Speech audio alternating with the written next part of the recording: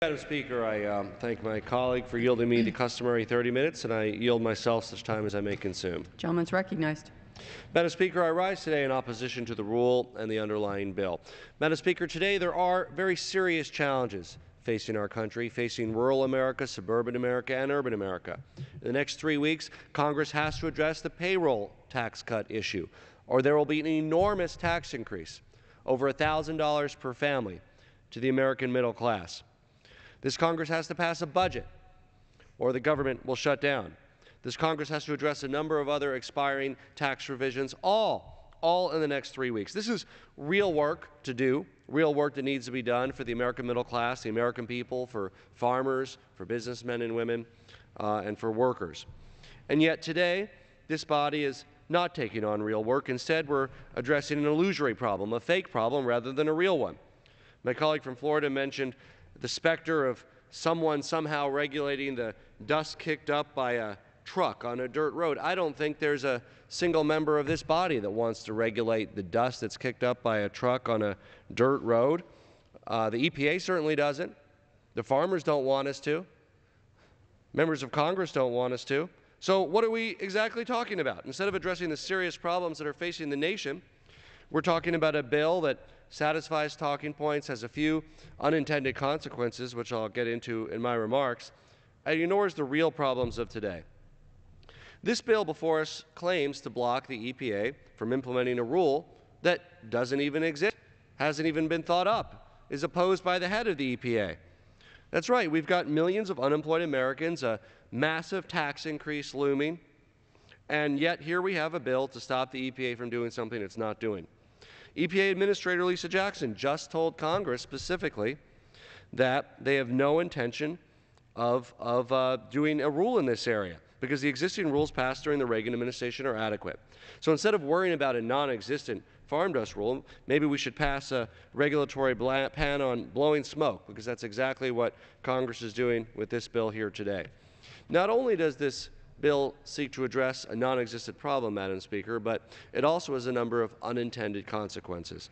The new loopholes it creates in the mining and other sectors will have severe public health and environmental impacts. Now, there'll be a number of amendments that have been allowed under this rule that will go into discussion and tailoring of this bill to hopefully roll back some of these unintended consequences. But what this bill does, rather than solve a problem, is create a slew of new problems which we would need to address. This bill is chock full of exemptions for major industries. It allows more arsenic and lead pollution from industrial sources. Dire consequences for health and well-being. It disables the ambient air quality standards with the Clean Air Act. This bill won't help farmers at all because it won't fend off any onerous regulation, because none of the regulation that is being contemplated is even being thought of by anybody in the EPA. Interestingly, what this bill will do is it allows the release of more pollution from industrial sources like open pit mining, coal processing facilities, cement kilns, and smelters. This has nothing to do with the family farms that you're going to hear people talk about debating this bill. And that's why this bill's main supporters are not farmers, but they're the mining industry. In fact, this bill has gained vocal support from the Mining Association, and one of the biggest groups representing farmers, the National Farmers Union, has said this bill isn't necessary. In fact, in October, National Farmers Union President Roger Johnson said the National Farmers Union is pleased to see EPA Administrator Jackson provide final clarification for members of Congress and the agriculture community that the agency does not have plans to regulate farm dust. He went on, lately there's been considerable anxiety within the farming community that EPA is going to regulate dust on farms. We hope this action finally puts to rest the misinformation regarding dust regulation and eases the minds of farmers and ranchers across the country. Yet, instead of letting sleeping dogs lie and quelling the ridiculous rumors that somebody plans to regulate dust kicked up from cars on dirt roads, here we have members of this body reinvigorated and giving credibility to these false rumors, scaring the hardworking farmers of America into thinking somehow government is about to regulate something that no one is purporting to regulate. Furthermore, during committee consideration of this bill, an amendment by Congressman Butterfield would have explicitly limited this bill to agriculture, which is what the proponents of this bill purported to be about. And yet the majority voted down that amendment, sending a clear message that this bill is not about farmers.